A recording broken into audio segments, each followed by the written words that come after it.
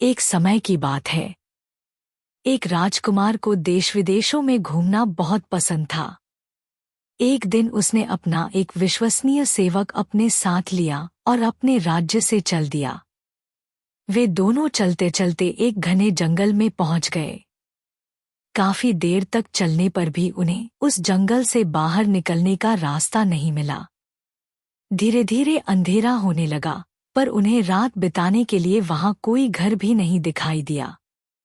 थोड़ी दूर और चलने पर पानी भरकर ले जाती हुई एक सुंदर सी लड़की उन्हें मिली। उस राजकुमार को कुछ राहत मिली। अपना घोड़ा उस लड़की के सामने रोककर उसने पूछा, क्या मैं और मेरा सेवक एक रात आपके घर में गुजार सकते हैं?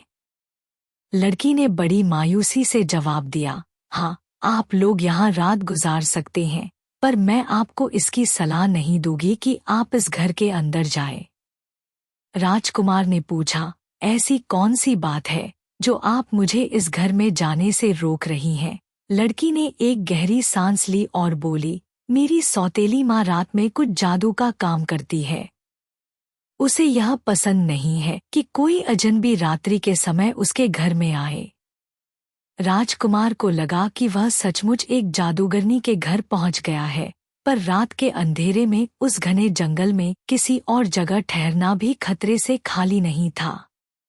अतः उसने सोचा कि अगर मैं जंगल में बाहर रहूंगा तो भी मरने का डर है, और अगर इस लड़की के घर में रहूंगा तो भी मौत का डर है। तो क्यों न मैं यहीं पर रात गुजारूं? जब राजकुमार ने उस लड़की के घर में ही रात गुजारने की विनती की तो उस लड़की ने उसे चेतावनी दी कि उसकी माँ का दिया हुआ न खाना खाए और न ही कुछ पिए। रात में केवल सोकर वह सेवक सहित तड़के ही यहाँ से निकल जाए। राजकुमार उस लड़की की बात पर राजी हो गया। जैसे ही राजकुमार और उसका सेवक उस छोटे से अंधेरे घर में घुसे, उन्हें एक कोने में आग जलती हुई दिखाई दी। आग के सामने एक औरत बैठी हुई थी, जिसकी लाल लाल आंखों से गुस्सा साफ दिखाई दे रहा था। राजकुमार और उसके सेवक ने उस औरत को नमस्कार किया, तो उसने उन दोनों को एक कोने में बिछे हुए बिस्तर पर बैठने के लिए कहा। राजकुमार चुपचाप बिस्तर पर और उसी के पास जमीन पर उसका सेवक बैठ गया। उस औरत ने उन्हें जब कुछ खाने के लिए दिया तो दोनों ने यह कहकर मना कर दिया कि उन्हें भूख नहीं है। वे थके हुए हैं और जल्दी ही सोना चाहते हैं। दोनों शांति से सो गए और सुबह जल्दी उठकर चलने की तैयारी करने लगे। जैसे ही राजकुमार अपने घोड़े पर सवार हुआ वैसे ही वह जादूगरनी बाहर निकल आई और बोली, मैं तुम्हारे जाने से पहले कुछ पीने के लिए लाती है। तुम दोनों मेरी प्रतीक्षा करो। जैसे ही वह जादूगरनी अंदर गई, राजकुमार अपने घोड़े को उस घर से दूर ले गया, पर उसका नौकर अपने घोड़े की काठी ठीक करने में लगा हुआ था। जब वह औरत हाथ में 2 गिलास लेकर उस सेवक के पास पहुंची तो राजकुमार को वहां न देखकर उस सेवक से बोली, लो, इस गिलास का शरबत तुम पी लो और दूसरा गिलास अपने मालिक के लिए ले जाओ। जैसे ही सेवक ने दोनों गिलास पकड़ना चाहा वैसे ही घोड़े ने हिनहिनाना शुरू किया। अतः दोनों गिलास छूटकर उसी घोड़े पर गिर गए और देखते ही देखते घोड़ा वहीं ढेर हो गया। सेवक यह सब कुछ देखकर बहुत डर गया और अपने मालिक के पास दौड़ गया। राजकुमार कुछ दूरी पर उसी का इंतजार कर रहा था। उसने शरबत वाली बात राजकुमार को बतलाई तो उसने भगवान को लाख लाख धन्यवाद दिया कि उसने आज उन दोनों की जान बचा ली।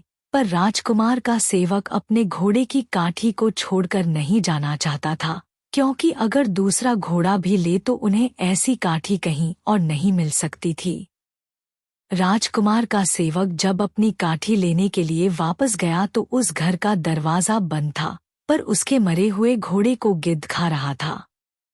सेवक ने अपनी तलवार से उस गिद्ध को मार दिया।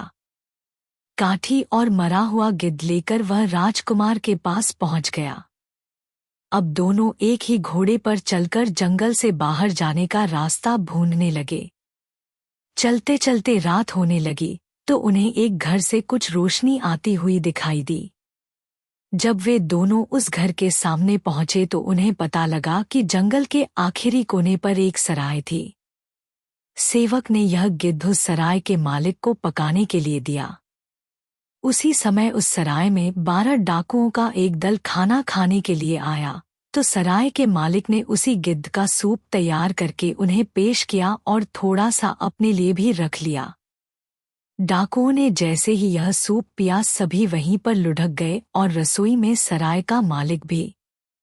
सराय के मालिक की बेटी वहां पर जीवित बची थी।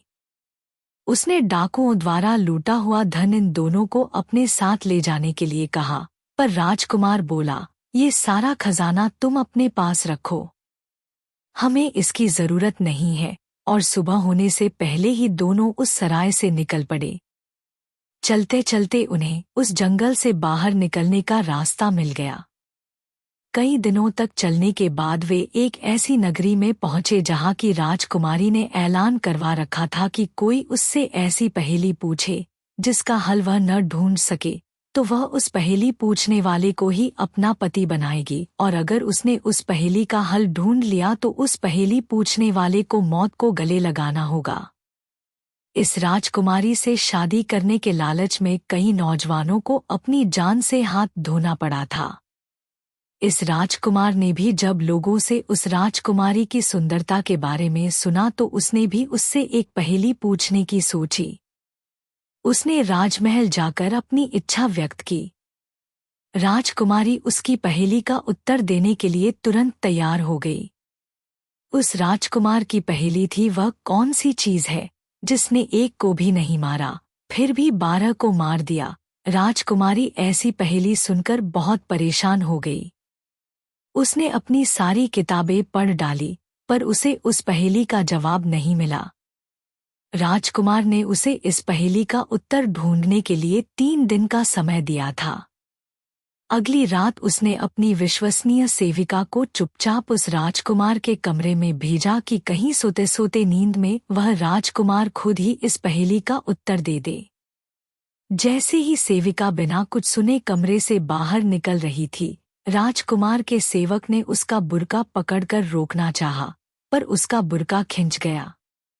सेविका चुपचाप रात के अंधेरे में मुंह छुपाकर राजकुमारी के पास भाग गई। 2 दिन बीतने पर भी राजकुमारी को इस पहेली का उत्तर नहीं मिला, तो उसने खुद ही राजकुमार के कमरे में चुपचाप रात में जाकर उससे इस पहेली का उत्तर सुनने की बात सोची। राजकुमार को इस बात का अनुमान था। वह सोने का बहाना करके अपने कमरे में लेट गया। आधी रात में नीला बुर्का पहनकर राजकुमारी चुपके से उसके कमरे में घुसी और पूछने लगी, वह कौन सी चीज थी जिसने एक को भी नहीं मारा। राजकुमार ने जवाब दिया, एक गिद्ध जिसने जहर से मरे एक घोड़े को खाया और उसी जहर से खुद मर गया। राजकुमारी ने फिर पूछा, तो फिर उसने 12 को कैसे मार दिया? राजकुमार बोला, क्योंकि 12 डाकुओं ने उस जहरीले गिद्ध को खाया था और खाते ही मर गए। जैसे ही राजकुमारी को अपनी पहेली का जवाब मिला वह जल्दी से कमरे के बाहर निकलने लगी। तभी राजकुमार ने उसका नीले रंग का मखमली बुर्का खींच लिया। राजकुमारी बुर्का छोड़कर भाग गई। अगले दिन उसने अपने राज्य के 5 जजों को पहेली का उत्तर देने के लिए बुलवाया। जैसे ही उसने पहेली का सही उत्तर राजकुमार को सुनाया, वैसे ही उसने राजकुमारी का नीला बुर्का उन जजों के सामने रख दिया और उन्हें बताया कि कल राजकुमारी खुद इस पहेली का हल ढूंढने के लिए उसके कमरे में आई थी और उसने जानबूझकर उसे इस पहेली का हल बतलाया था। बुर्के का सबूत उसकी बात को सच सिद्ध कर रहा था। अंततः राजकुमारी को उसी राजकुमार से विवाह करना पड़ा।